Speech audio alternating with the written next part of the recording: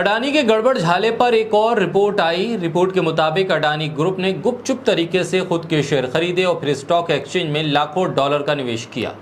2014 की शुरुआत में सेबी को इस गड़बड़ झाले की भनक लग गई थी, लेकिन प्रधानमंत्री मोदी के सत्ता में आते ही सेबी चुप हो गया।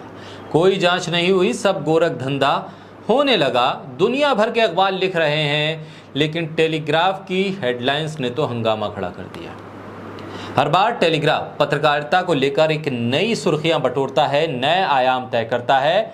ये टेलीग्राफ अखबार प्रधानमंत्री मोदी की सरकार को बहुत तंग करता है, और इतना तंग करता है कि हर खबर पर वो नई नई हेडलाइंस बना देता है। लेकिन अब तक इस पर न सीबीआई, ईडी और आईटी की नज़र पड़ी है। आखिर क्यों? आए दिन ऐसी तीखी हेडलाइन लगा देता है कि सत्ता में बैठे लोगों को पसीना आने लगे। क्या मीडिया जगत में प्रिंट मीडिया का अपवाद है द टेलीग्राफ? टेलीग्राफ की हेडलाइंस पढ़ने के लिए ही लोग ज़्यादातर टेलीग्राफ को छानते हैं, पढ़ते हैं और देखते हैं कि चांद की खबर हो या फिर अडानी की। क्या कुछ लिखता है टेलीग्राफ, ये बहुत ज़रूरी मानकर लोग टेलीग्राफ को पढ़ना पसंद करते हैं। बोलता हिंदुस्तान पर मैं हूँ आपके साथ रज़ा शाकिर। G20 का वक्त है, दुनिया भर के नेता आ रहे हैं और इस वक्त प्रधानमंत्री मोदी और अडानी के संबंधों पर बहुत गहरी खुलासे हो रहे हैं। भारत की साख दांव पर लगी है। अडानी ग्रुप कैसे इतने धनवान बन गया, तमाम बिजनेस पर उसने कब्जा कर लिया, कैसे हो गया, शेयर कैसे ऊपर चले गए, इसमें अब कुछ छुपा नहीं है। दुनिया के 2 फाइनेंशियल न्यूज़पेपरों ने लिखा है कि एक परिवार जो प्रधानमंत्री मोदी के काफ़ी करीबी है, उसने अपने खुद के शेयर गुपचुप तरीके से खरीदे और फिर शेयर मार्केट में निवेश कर दिया। $1 बिलियन हिंदुस्तान से अडानी की कंपनी के नेटवर्क के जरिए अलग अलग देशों में गया और फिर वापस आ गया। फिर उस पैसे से अडानी ने अपने शेयर रेट को बढ़ाया और अब हिंदुस्तान की पूंजी को खरीद रहा है। ऐसे में 3 सवाल उठते हैं, ये पैसा किसका है? ये अडानी का पैसा है या किसी और का पैसा? अगर किसी और का है तो किसका है? इस पूरे काम में मास्टरमाइंड कौन है, गौतम अडानी या विनोद अडानी? इसमें 2 और लोग हैं, नासिर अली शाबान अहली और चीनी नागरिक चैंग जून लिंग। अडानी जब देश भर का इंफ्रास्ट्रक्चर खरीद रहे हैं, पोर्ट्स और डिफेंस में काम कर रहे हैं, तो इस सब में चीनी नागरिक चैंग जून लिंग कैसे शामिल है?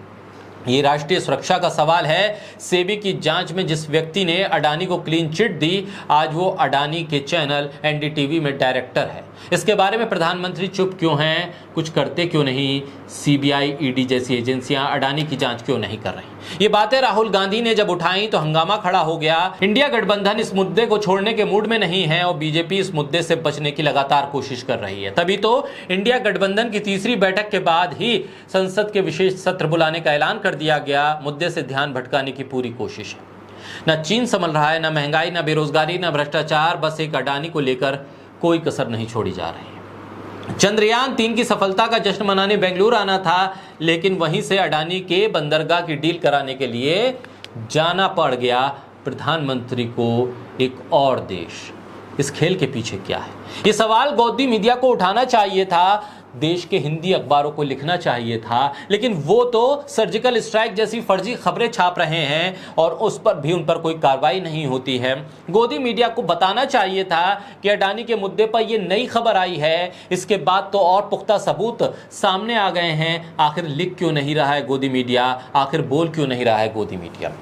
आखिर करे तो करे क्या गोदी मीडिया? क्योंकि अगर सत्ता के खिलाफ बोलना शुरू किया तो बहुत से लोगों की नौकरी चली जाएगी, कुछ चैनल तो बंद हो जाएंगे, कुछ को विज्ञापन मिलना बंद हो जाएगा, तो चैनल चलेगा कैसे?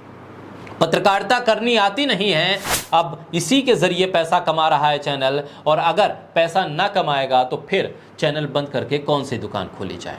और इस सब के बीच टेलीग्राफ पत्रकारिता करके दिखा रहा है, बता रहा है कि सवाल पूछे जा सकते हैं, क्रिएटिविटी सवालों के जरिए लाई जा सकती है। वो क्रिएटिविटी आपके अखबार के फ्रंट पेज पर भी दिख सकती है, बिना किसी विज्ञापन के, बिना किसी इश्तिहार के।